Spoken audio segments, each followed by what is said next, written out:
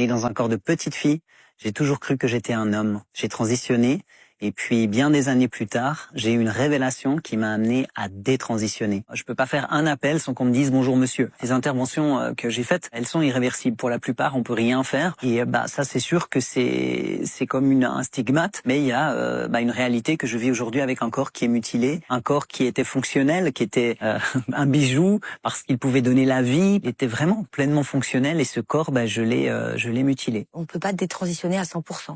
Ah non, on peut pas détransitionner à 100%. Aujourd'hui, en tout cas, c'est impossible. Et je pense pas qu'on pourra le faire demain, puisque de toute façon, il y a des choses qui ont été ôtées qui peuvent pas forcément être remises, et des choses qui ont été mises qui peuvent pas forcément être ôtées. Donc non, c'est une réalité. La chirurgie, ce n'est pas quelque chose d'anodin. Tu regrettes du coup d'avoir fait toute cette opération et d'être devenu Franck? Ah oui, c'est terrible parce que quand je vois les choses comme je les vois aujourd'hui, je me dis mais c'est atroce en fait.